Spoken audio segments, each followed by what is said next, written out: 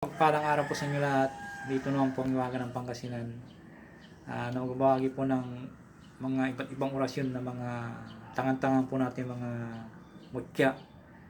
Katulad ng mga mutya ng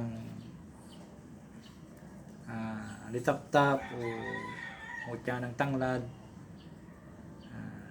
Pagkakalog ko po sa inyo para may magamit po kayo na palagi pong malakas po yung tangan-tangan po ng mutya kung may orasyon po sila na ibubugay nyo sa kanila.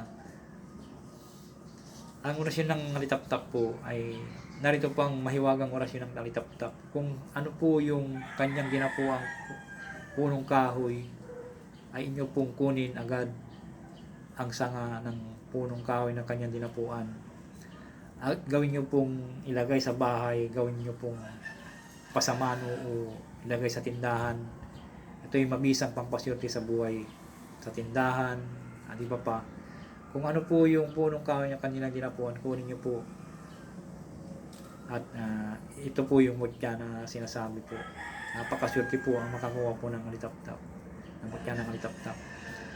Noon po sa Pangasinan, nung mga edad ko po siguro mga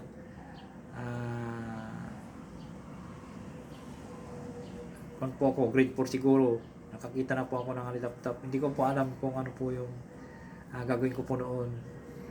Pero nung ako'y tumatanda na po, maswerte pala yung kung may kon ka po sa alitap-tap. Nakakita na po ako noon ng alitap-tap na kon po. Marami talaga. Makikita mo yung kung ang agawin liwanag at dilim po. Mag-aagaw po ng dilim at liwanag po.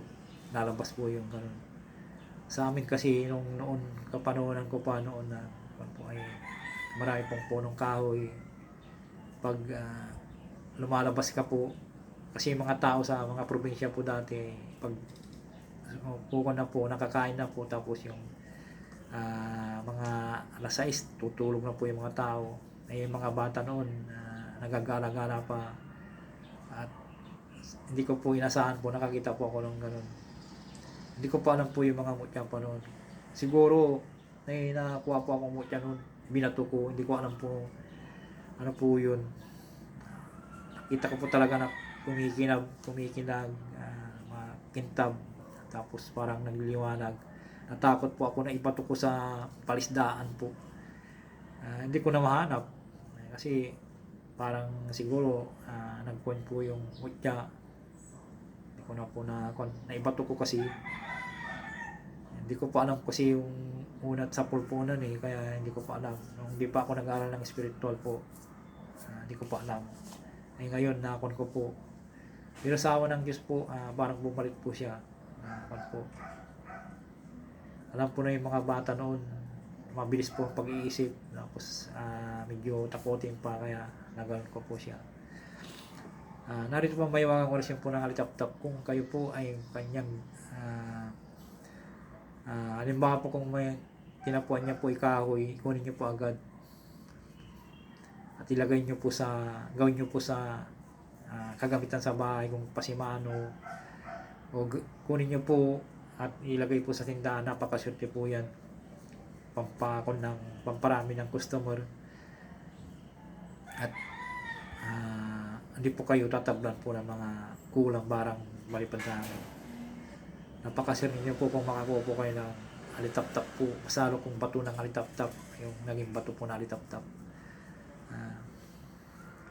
Isisip po sa inyo para may magamit po kayo kung may tangan-tangan po kayo mga ganito pong bagay na mutya ng alitap-tap.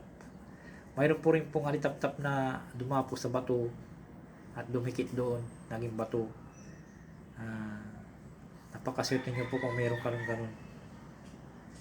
Parang crystallized po kung titignan nyo sa bato. Usarin nyo po yung orasyon, pangalan ng halimbawa po kung usarin nyo po kung ano po yung kahoy na dinapuan nyo po, yun ang usalan nyo po. Kung halimbawa po dumapo sa punong kahoy ng kaimito sanga, kahoy ng kaimito po, isunod po nyo yung orasyon po. Yung orasyon po ng alitap-tap po ay lak, matrum, hasag, moko matang, hasag, buluktro. Yan po ang orasyon po ng Tap-tap po. Tapos ipon nyo sa kahoy. Tapos umiling po kayo. Yan po. Kung ano po yung dapat nyo mong hilingin, kung dapat po wag sobra-sobra po. Basta umiling po kayo para gabayan po kayo. Narito po ang orasyon po sa tap-tap po. Usalin nyo po yung pangalan ng kahoy na dinapuan niya. Tapos usalin po yung lap, matrom, hasag, muko, matam, hasag, huluktro. Yan po.